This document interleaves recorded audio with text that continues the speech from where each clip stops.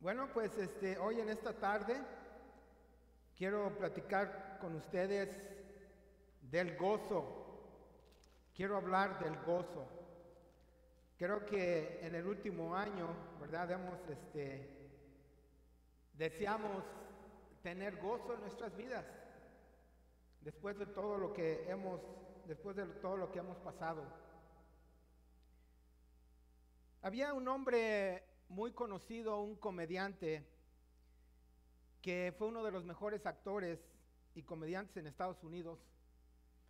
Y este comediante, este hombre hacía reír a la gente en películas y donde quiera que él iba, él hacía reír a la gente nada más se reía viéndolo. Y aún era una de las personas que espontáneamente hacía reír a los niños. Pero cuando llegaba a la intimidad de su hogar, era tan miserable como todos aquellos que hacía reír. Y es que en nuestra sociedad confunde la alegría con el gozo. Creen que el estar sonriendo y hacer reír a la gente, eso es lo que la gente necesita. Pero en realidad el gozo y la sonrisa o la alegría son cosas muy diferentes. Nosotros como cristianos quizás se nos haya hecho muy difícil en los últimos tiempos, especialmente este año pasado, de tener gozo. El año pasado perdimos a muchos hermanos y hermanas por el COVID aquí en esta área de Houston, en Estados Unidos y también en otros países, hermanos de nuestra iglesia, Iglesia Dios Séptimo Día. Apenas hace unas semanas, nuestro hermano Posada, ¿verdad? Durmió en Cristo. También nuestro hermano David Ross, en Michigan. La semana pasada, nuestro hermano Oliveiro Meléndez, ministro de nuestra iglesia, ya retirado, nos platicaba que su hermana menor había fallecido apenas la semana pasada. Y dice él que era la última, o sea, de las mujeres, y era la más chica. Y murió por el COVID. Entonces ha sido muy difícil para nosotros los cristianos, los hijos de Dios, de experimentar el gozo en este último año. En Isaías 53, versículos 4 a 9, Isaías describe a nuestro Señor Jesucristo como un hombre de dolor, que iba a probar la amargura, iba a probar el rechazo, el abandono, iba a experimentar el dolor físico por nuestras transgresiones. Pero vean lo que dice él en Juan 15:11. Les he dicho esto para que tengan mi alegría y así su alegría sea completa.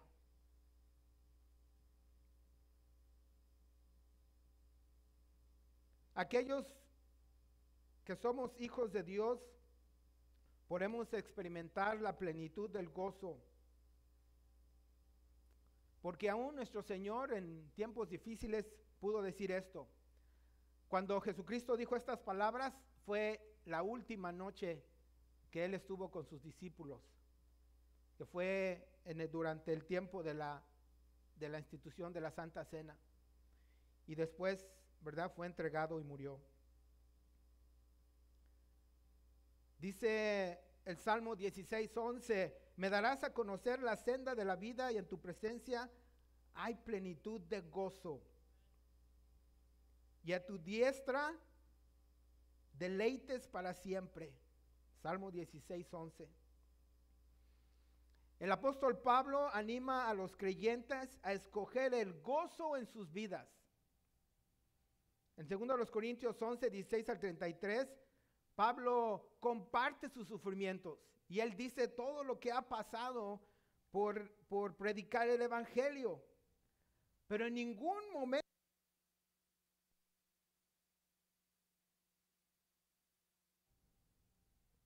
o algo que él pudiera decir que había perdido su gozo. Al contrario, él aceptaba todo sufrimiento con gozo.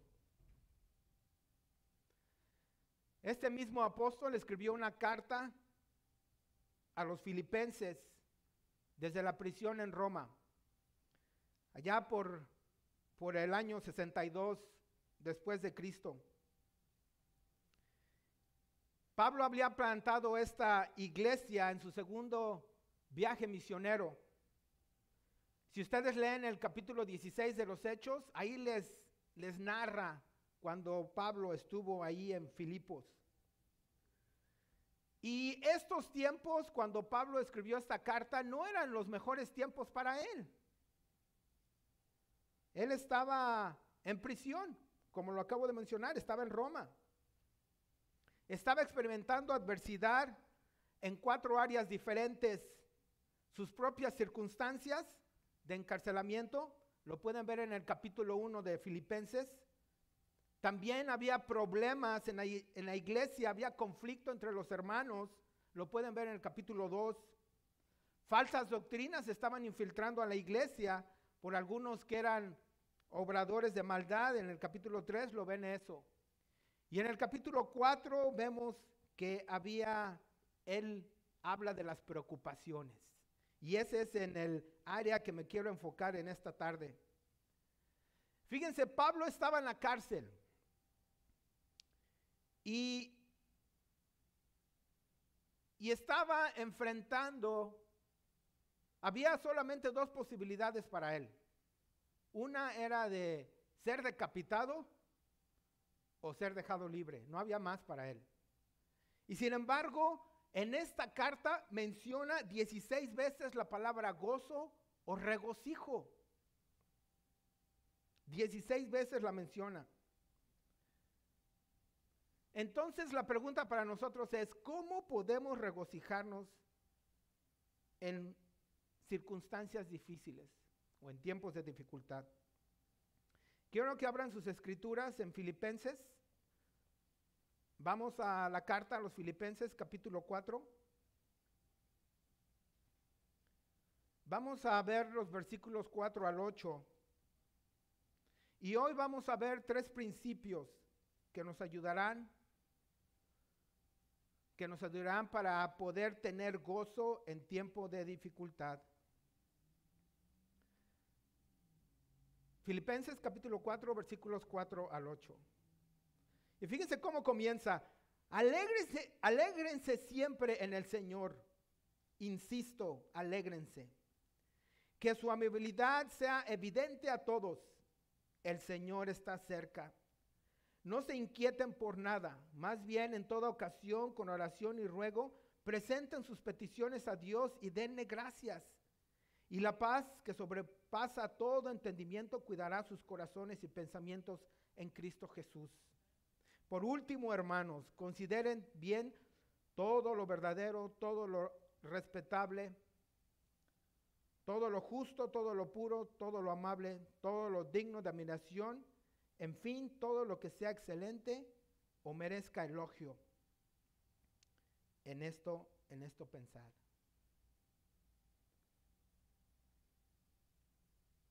Antes de que siga, ¿necesito hablar en inglés o estoy bien? Ok. Hermanos, allá atrás, ¿está bien español? Ok, muy bien. Entonces, fíjense, el principio número 1. Vamos a ver 3 principios en estos versículos, del 4 al 8.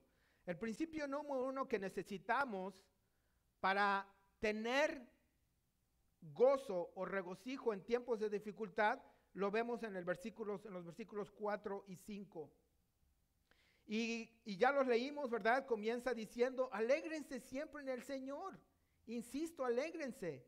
Que su amabilidad sea evidente a todos, el Señor está cerca.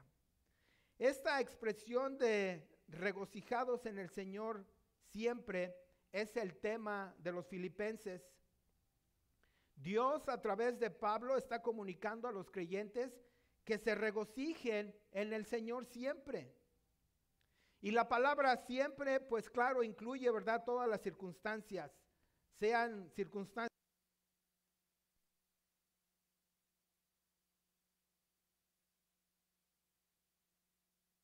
de micrófono. Bueno, voy a apagar este. Ok. Muy bien. Entonces, el Señor a través de su palabra, ¿verdad?, nos está diciendo que debemos de tener gozo en todo tiempo. Y todo tiempo, pues es en cualquier circunstancia. Ahora, hay algo muy importante. Les está pidiendo, nos estará pidiendo Dios, o le estaba pidiendo Dios a los filipenses, a que produzcan una emoción. Le está preguntando Pablo a los filipenses que produzcan esa emoción de gozo. Porque si les está pidiendo que produzcan gozo, pues eso pues no es válido. Porque las emociones se expresan precisamente por las circunstancias. Nosotros nos enojamos por las circunstancias, reímos por las circunstancias, lloramos por las circunstancias, estamos tristes por las circunstancias, o estamos confusos por las circunstancias. Entonces, ¿está Pablo pidiéndole a los filipenses que produzcan una emoción? Las emociones Dios no las instaló en nosotros, no las podemos producir. Se producen solas, ya son parte de nuestra naturaleza humana. Entonces, ¿qué es lo que le estaba pidiendo Pablo a los filipenses? La palabra gozo, el problema, la palabra gozo no es una emoción, y era el problema con los filipenses, que ellos pensaban que el gozo era una emoción.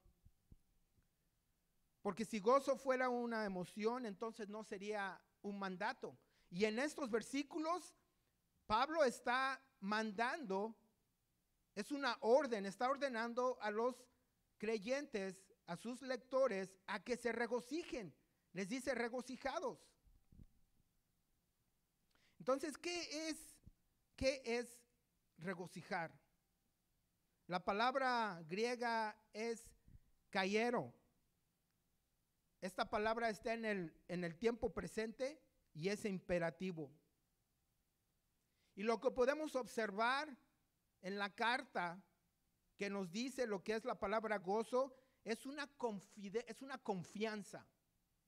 Es la confianza que está arraigada a que Dios está en completo control de lo que nosotros estamos pasando, estamos viviendo. Es una cualidad espiritual que se relaciona a las circunstancias.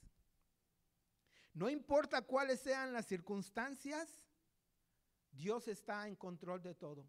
Y eso es el gozo, es esa confianza en Dios, porque su fundamento es la naturaleza de Dios, que Dios es todopoderoso, todo lo sabe, todo lo conoce, es amor, es misericordia, es gracia. Así es de que, por eso Pablo les decía que se gozaran. Él estaba en la cárcel porque estaba predicando el evangelio. Así es de que él, desde ahí, desde la cárcel, él veía la gracia de Dios, veía el poder de Dios. Así es de que, y él habla de que ahí en la cárcel, él estaba evangelizando a las personas. Y eso le ayudó a las personas a que pudieran soportar las persecuciones y las circunstancias difíciles, viéndolo a él, la manera que él respondía a las circunstancias en las que estaba viviendo. En esta vida no hay nada realmente que produzca gozo. No hay nada que nos dé confianza. ¿En qué podemos confiar? ¿Qué es eterno en donde podamos confiar en este mundo? Vemos enfermedades, vemos muerte, vemos maldad. Ninguna persona nos puede dar gozo, ni nosotros le podemos dar gozo o producir gozo en otra persona. Porque nosotros vamos a desilusionar a la gente y la gente también nos va a desilusionar a nosotros. Y quizás ahorita en este momento usted esté experimentando algún tipo de dolor emocional, de dolor físico. O quizás está pasando por dificultades difíciles en su matrimonio. O quizás esté usted batallando con alguno de sus hijos, alguna de sus hijas, que no quieren ir a la iglesia o no quieren saber nada de Dios. O tienen algún hábito. O quizás esté teniendo problemas en el trabajo, o quizás no tenga trabajo. Quizás tenga problemas con alguno de sus compañeros de trabajo, su jefe. O quizás esté teniendo dificultades financieras. Entonces, ¿cómo es que Dios nos manda a que nos regocijemos? Y fíjense qué hermoso. Aquí dice, regocíjate. Pero Dios no solamente lo avienta a usted y le dice, regocíjate. Y ese es tu problema. ¿Cómo le vas a hacer? No sé. Pero yo te quiero ver gozoso. Pero Señor, estoy sufriendo. No me interesa. Usted regocíjese. No. Vean cómo Dios nos da la receta para regocijarnos. La palabra regocíjense, dice Pablo, regocijados en el Señor. La palabra en el Señor es muy importante. Es más, es la clave para que tengamos éxito en el gozo, para regocijarnos. Porque la manera que usted se va a regocijar o va a tener gozo es solamente en el Señor. Ya dijimos que en esta vida no nos podemos regocijar porque no hay nada de qué regocijarnos. Entonces, ¿qué significa regocijarnos en el Señor? En consejería bíblica aprendimos que la manera que nosotros pensamos va a determinar nuestras actitudes y nuestro comportamiento. De la manera que nosotros pensemos de Dios, eso va a ser determinante para nuestras actitudes y nuestro comportamiento. Lo que ustedes conozcan de Dios es la clave, es importantísimo. Por eso dice Pablo en el Señor. Lo que usted conozca de Dios, la manera que usted piense de Dios, va a afectar la manera que usted piensa. Y el resultado, la manera como usted vive. Si el creyente conoce las verdades de Dios, su santidad, su gracia, su amor, su bondad, su misericordia, sus juicios, sus atributos, su soberanía, y que Dios tiene un plan para cada uno de nosotros, entonces será más fácil para el creyente de regocijarse. Eso es muy importante, lo que usted conozca de Dios. Es muy importante. Pero si usted no conoce a Dios, nada más lo escucha cada 8 días, lo que se nos dice aquí o en escuela sabática, y eso si estamos despiertos, entonces va a ser muy difícil que usted se regocije en tiempos de dificultad.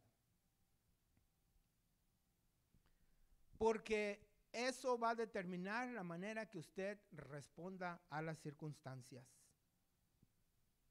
Por eso Pablo pudo decir 16 veces cuando estaba en la cárcel y esperando ser decapitado o ser dejado en libertad, él pudo decir que se regocijaran con él, porque él conocía a Dios.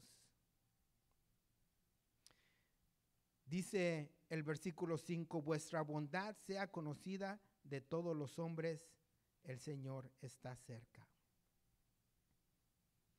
¿Cómo vamos a saber más de Dios? Si ya sabemos que solamente nos podemos regocijar en el Señor y debemos de conocer a Dios, entonces, ¿cómo vamos a conocer más a Dios para que Él produzca ese gozo en nosotros? ¿Cómo lo vamos a hacer?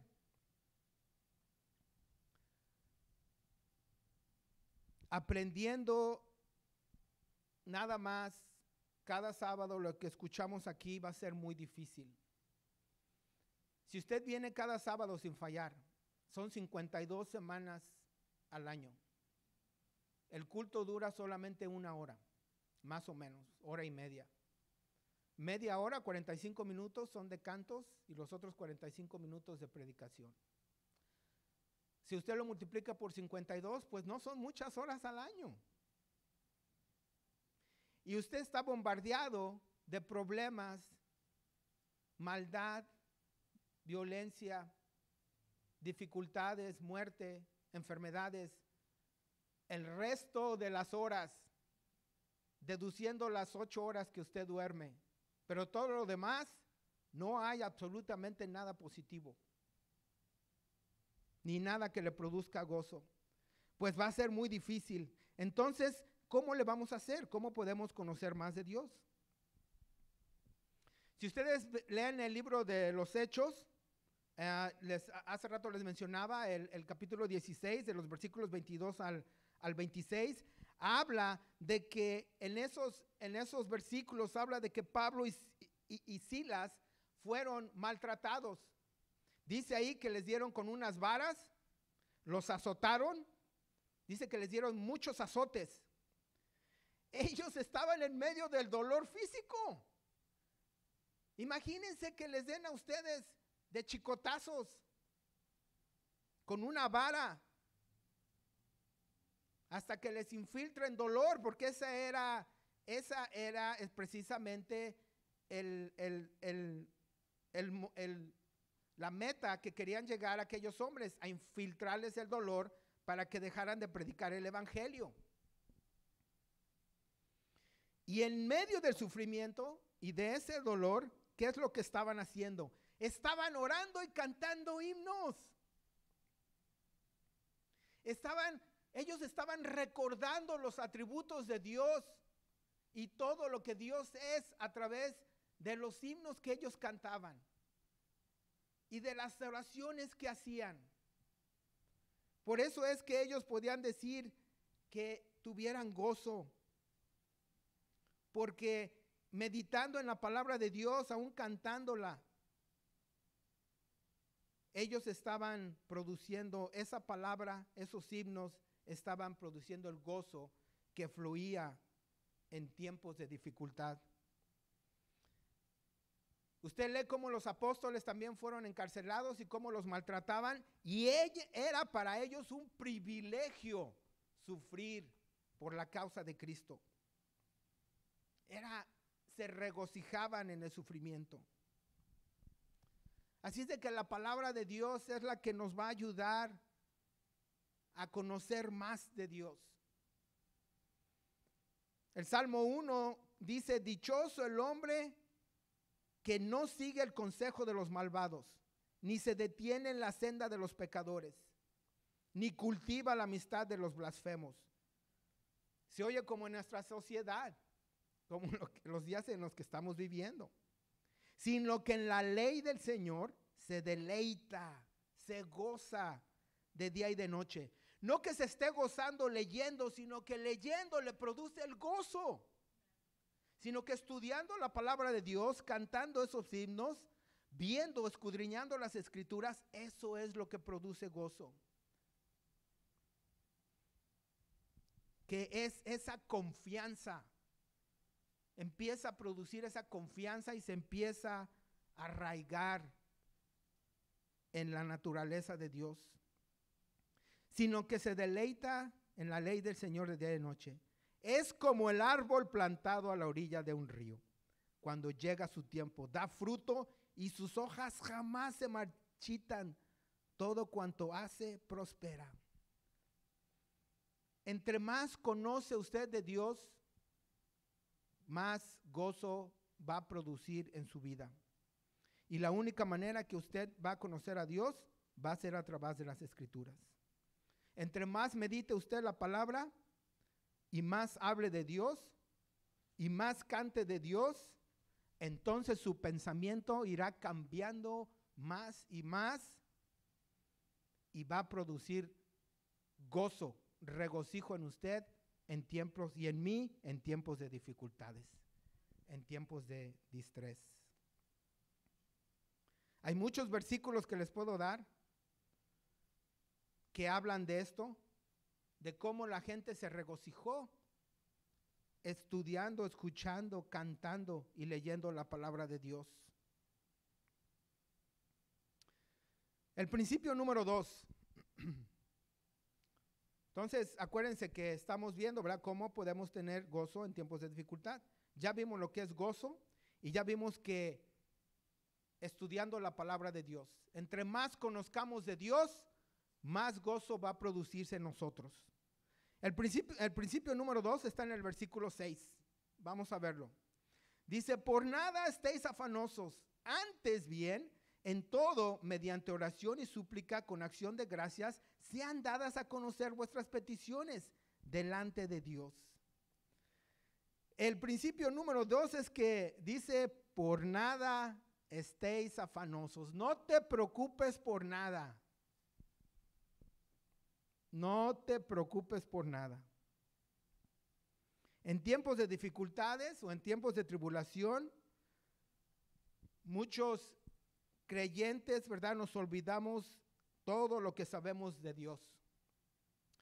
Y desafortunadamente las circunstancias toman control de nuestras vidas. Toman el control de nosotros. Toman el control de nuestras emociones. Y entonces nosotros perdemos la confianza en Dios. Y como resultado, estamos, ¿verdad?, nos damos por vencidos o somos derrotados. Y eso le pasa aún hasta a los cristianos más maduros. A todos nos pasa que en ciertas etapas de nuestra vida nos derrotan las circunstancias. Nos preocupamos y eso toma el control de nuestras vidas. Le pasó hasta a los más grandes.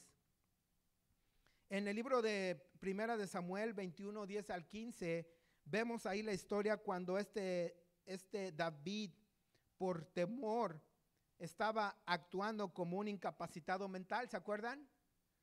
Que llegó a aquella ciudad, ¿verdad?, con el rey Achish, el rey de Gat, y dice que cuando su identidad fue descubierta, ¿qué hizo? Dice que empezó a actuar, ¿verdad?, como un incapacitado. Se le caía la baba por toda su barba. Le entró pánico, se espantó y pretendió que no tenía sanidad mental. Pero después él se dio cuenta de su debilidad. Él se dio cuenta que él debió de haber confiado en Dios y no preocuparse por las circunstancias en las que él se encontraba. Y escribió el Salmo 57. Cuando usted tenga en su casa, puede verlo y puede ver lo que él escribió. Porque en ese salmo vemos que él se acuerda del carácter de Dios. Se acuerda de quién es Dios. Y ahí dice que su gozo fue restaurado. El gozo de David. ¿Es usted espiritualmente débil? Como David lo estuvo. En estos momentos, ¿está usted experimentando debilidad espiritual?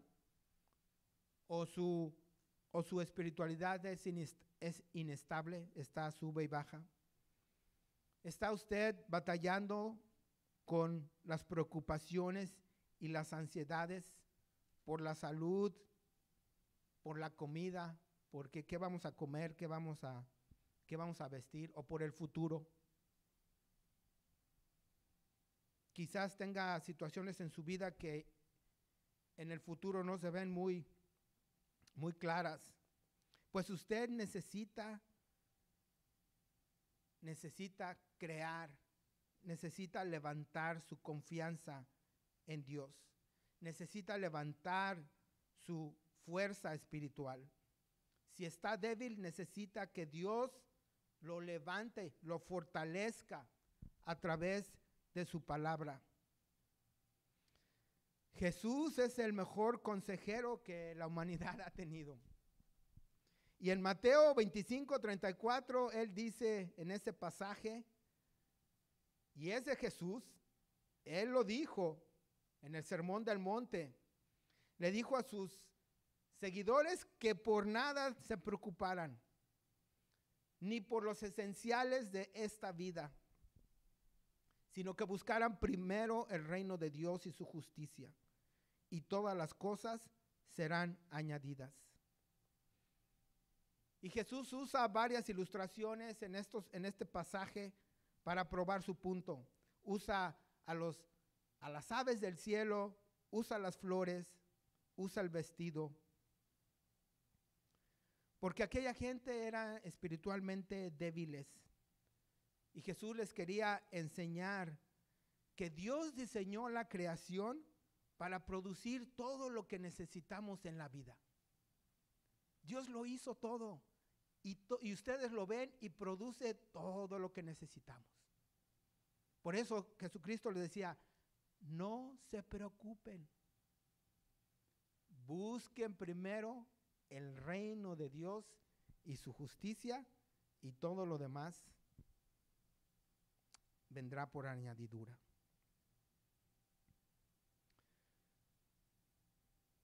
También en este versículo 6, ¿verdad? Eso nos está diciendo. Lo mismo, es el mismo tono que usa Jesucristo de no os preocupéis, es el mismo tono que usa aquí Pablo. Es un mandato de que por nada estemos afanosos, que por nada nos debemos de preocupar. Ahora, ¿está mandando Dios a los creyentes a que no les importe nada en la vida? Que vivan una vida sin importarles nada, que nada más estén sentados sin hacer nada y digan, yo no me voy a preocupar por nada. No, Dios instaló en nosotros la preocupación para motivarnos a buscar el bienestar de nosotros, de nuestras familias, de aquellos que están a nuestro alrededor. Pero fíjense la palabra que usa, la palabra preocupar o ansiedad es una palabra que va más allá de la preocupación natural que debe de tener el ser humano. La palabra que usa es merimao, que es una mente dividida. En el versículo 6, que dice, por nada estéis afanosos. La palabra afanoso es merimao, que quiere decir una mente que está partida, una mente que está estirándose para diferentes direcciones. Dios nos hizo para pensar una cosa al momento, una cosa nada más. Usted no puede pensar dos cosas al mismo tiempo, nada más una. Entonces, lo que pasa es que cuando una persona se preocupa, su mente se divide. Y la mente ya no puede funcionar, la persona ya no puede funcionar de la manera que debe porque ya su mente está estirando para diferentes direcciones. Está tratando de resolver problemas que no están en sus manos solucionarlos. Entonces, la ansiedad traiciona la confianza en Dios. Por eso Pablo les dice que no tengan una mente dividida. Entonces, es muy importante que nosotros aprendamos esto. Que el preocuparnos quiere decir que cuando la preocupación toma control de nosotros y ya no podemos y ya no hacemos nuestras responsabilidades, quiere decir que ya la ansiedad o la preocupación está controlando nuestras vidas. Y eso es lo que Pablo quiere evitar. Y dice, por nada estéis afanosos. Y vean cómo podemos solucionar esto. Y aquí está el tercer principio. Vean cómo lo podemos solucionar. Dice el versículo 6, la segunda parte. Dice, por nada estéis afanosos, antes bien, en todo mediante oración y súplica con acción de gracias, sean dadas a conocer nuestras peticiones delante de Dios. Pablo exhorta a los filipenses a orar al Señor para que ellos se puedan librar de las preocupaciones y de las ansiedades. Entonces, de la manera que vamos a dejar de preocuparnos es orando, es pidiéndole al Señor. Pero tenemos que orar de la manera correcta. Vean ahí lo que dice. Mediante oración y súplica con acción de gracias. Son tres palabras que describen la oración. La oración, prosuche, que esta palabra se refiere a un acercamiento a Dios. Es una palabra que habla de la oración en general y carga la idea o tiene la idea de adoración, de alabanza, de consagración. Adoración, alabanza y consagración. Esa palabra tiene. Entonces, cuando nosotros nos encontramos con ansiedad, lo primero que debemos de hacer es adorar a Dios. Es alabar a Dios. Es consagrarnos a Dios. Es lo primero que debemos de hacer. Es exactamente lo que ayuda, lo que ayudaba a Pablo y a aquellos que estaban con él a tener gozo, a no preocuparse, a dejar las preocupaciones. Se ponían a orar, alababan al Señor. ¿Se acuerdan en la cárcel lo que acabamos de leer o lo que acabamos de explicar hace rato en Hechos 16? Alababan, adoraban, se consagraban. La segunda palabra que usa Pablo es suplicación, o más bien súplica, perdón. Súplica. Esta palabra súplica es exactamente eso. Se llama deisis, que es suplicar. En tiempos de dificultades, de que vacíen su corazón, no a mitad. Si tienen algún problema específico que les está causando preocupación y la preocupación está tomando ya el control de sus vidas, tienen que vaciar su corazón. Primero adorar a Dios, glorificarlo y después vaciar su corazón. Es exactamente lo que vemos en el huerto del Getsemaní, cuando Jesús vació su corazón. Y también Pablo en Romanos 15:30 dice, os ruego, hermanos, por nuestro Señor Jesucristo y por amor del Espíritu, que os esforcéis juntamente conmigo en vuestras oraciones a Dios por mí. Él quería que los hermanos vaciaran su corazón por Pablo, por él. Que vinieran a Dios y le entregaran todo en petición, en favor de Pablo. Y eso es lo que es. Y luego dice, por el amor del Espíritu. Entonces, Él quiere que nosotros nos entreguemos todo. Y dice la Biblia que las cosas que nosotros no podemos decir con palabras, el Espíritu Santo, ¿verdad?, las interpretará al Señor. Entonces tenemos que venir al Señor con adoración, con alabanza, con santificación y luego también con súplica, pidiendo específicamente por algo, pero entregándole a Dios todo nuestro corazón. Y la tercera palabra que usa, que describe la oración, es con acción de gracias. Acción de gracias. Después de la adoración, la suplicación, viene la gratitud. Tenemos que ser agradecidos. Dios se regocija y se glorifica cuando sus hijos le dan gracias por lo que Él hace por ellos. Y le da y se regocija más cuando le damos gracias en circunstancias difíciles.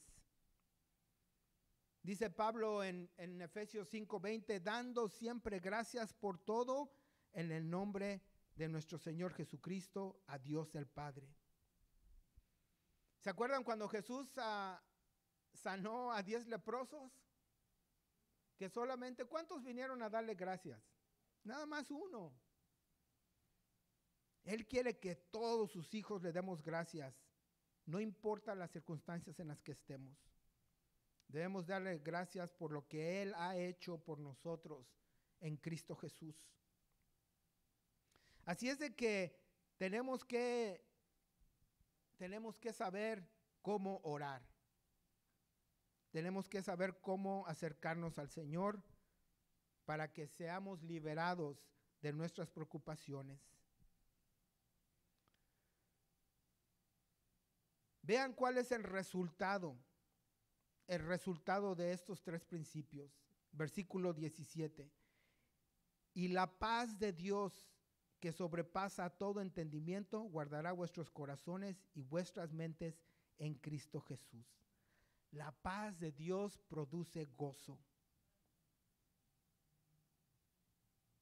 Esto es lo que les va a producir esa confianza que está arraigada en el corazón de que Dios está en completo control de las circunstancias. En Isaías 26:3 dice que al de firme propósito guardarás en perfecta paz, porque en ti confía. Si nosotros, hermanos, nos preocupamos en la vida al punto de no cumplir con nuestras responsabilidades, estamos ofendiendo a Dios. Le estamos diciendo a Dios con nuestra actitud que Él no es lo suficiente poderoso para liberarnos de lo que estamos pasando, para cuidarnos, y que en realidad no nos ama. Y reducimos a Dios a nuestro nivel, al nivel humano. Así es de que preocuparse de esa manera es una actitud, es pecado, es una actitud pecaminosa. Y por eso en estos versículos, ¿verdad?, nos da la clave de cómo podemos tener gozo, cómo podemos regocijarnos en tiempos de dificultad y no pecar en contra de Dios. Y ahora, ¿cómo lo vamos a preservar? Ya vimos cómo Dios produce el gozo en nosotros, a través de su palabra, a través de la oración, y ahora, ¿cómo vamos a preservar el gozo? Vean el versículo 8. Por lo demás, hermanos, todo lo que es verdadero, todo lo digno, todo lo justo, todo lo verdadero, todo lo digno, todo lo puro, todo lo amable, todo lo honorable, si hay alguna virtud o algo que merece elogio, en esto meditar. Dios quiere que nosotros cambiemos las preocupaciones por este tipo de mente. Una mente que está pensando solamente en las características que tenía Jesucristo y quiere que estemos pensando en todo lo bueno, todo lo verdadero, todo lo puro, todo lo amable. Todo esto es como nosotros vamos a preservar el gozo. Es como vamos a continuar gozándonos, teniendo esa confianza en tiempos de dificultad. No importa lo que estemos viviendo, vamos a preservar el gozo. Así es de que, hermanos, pues yo les animo, ¿verdad?, a que se acerquen más a Dios, que conozcan más de Dios, para que ustedes, para que eso comiencen a producir gozo en ustedes. ¿Y cómo lo van a hacer? Leyendo sus escrituras, cantándole al Señor, meditando la palabra, aprendiendo más. Dejar de preocuparse, haciendo oración, alabándolo, glorificándolo en nuestras oraciones, vaciando nuestro corazón. Y después, ¿verdad? Ya que nuestras mentes están cambiadas, entonces vamos a preservar el gozo pensando en todas estas cosas. Que Dios les bendiga.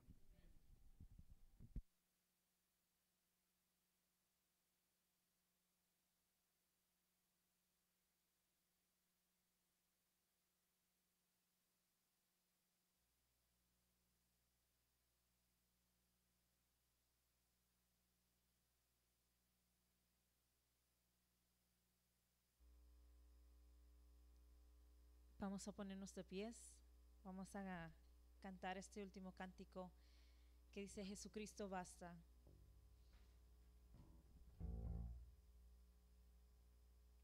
Gloria a Dios, aleluya.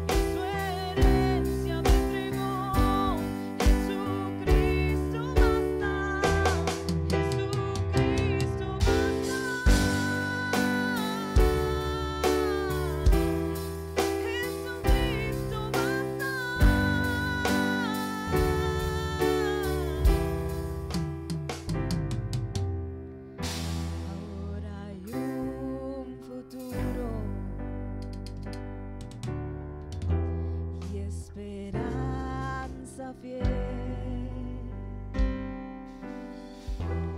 En su amor confiamos, hay descanso en él.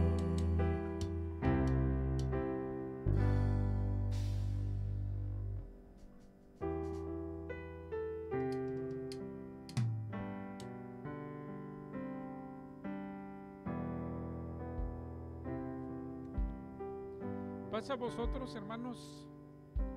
Sean todos y cada uno de ustedes bienvenidos. Gracias por acompañarnos en esta tarde. Mandamos un saludo a nuestros hermanos que nos miran y nos escuchan a través del internet. Y queremos lograr la oportunidad de invitarles a nuestros servicios. Tenemos servicios en inglés los sábados a las 10 de la mañana y a las 4 de la tarde en español, pero si usted quiere venir en la tarde y no habla español, no se preocupe, tenemos traducción, y lo mismo en la mañana. Si usted habla español y quiere venir en la mañana, también tenemos traducción. Hermanos, esta es la oración de uno de los profetas que estaba pasando tiempos difíciles, el pueblo de Dios. Y yo creo que esta oración debe de ser usted y mía como cristiano, como hijos de Dios, en momentos difíciles. El canto que cantábamos dice: Jesucristo basta. Jesucristo es suficiente si usted y yo lo tenemos en nuestro corazón, conocemos su palabra y la obedecemos, nos va a ir a nosotros bien en nuestras vidas.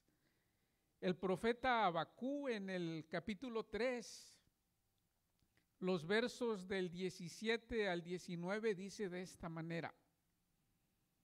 Es una oración que estaba haciendo a nuestro Dios en tiempos difíciles. Aunque la higuera no florezca, ni en las vides haya frutos, aunque falte el producto del olivo, y los labrados no den mantenimiento, y las ovejas sean quitadas de la manada, y no haya vacas en los corrales. Con todo, yo me alegraré en Jehová, y me gozaré en el Dios de mi salvación. Jehová el Señor es mi fortaleza, el cual hace mis pies como de ciervas, y en mis alturas me hace andar. Hermanos, este debe ser nuestra oración en tiempos difíciles. Y recordamos también el apóstol Pablo allá en el libro de los Filipenses, el capítulo 1, el verso 21, ya entrado en años después de todo lo que había pasado, dijo estas palabras: porque para mí el vivir es Cristo y el morir es ganancia. Recordemos lo que dice Filipenses capítulo 4, versos 6 al 8, que nosotros cada sábado aquí lo leemos. Por nada estéis afanosos, sino sean conocidas vuestras peticiones delante de Dios con ruego y con acciones de gracias.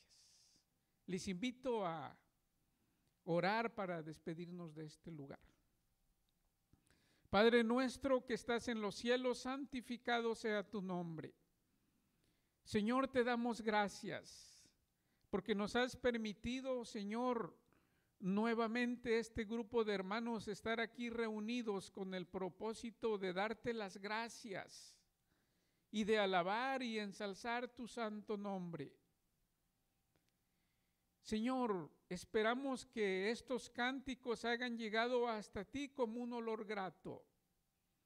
Te damos gracias por nuestro hermano, que tú, Señor, le das sabiduría para compartir con nosotros tu palabra.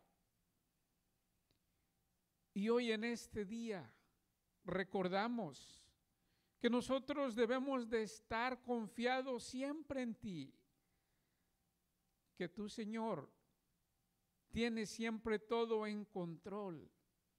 A pesar de las adversidades, a pesar de las pandemias, a pesar de las enfermedades, tú, Señor, eres Dios y vas a seguir siendo Dios. Tu palabra dice, Señor, que de generación en generación tú nos has sido refugio y siempre lo vas a seguir siendo.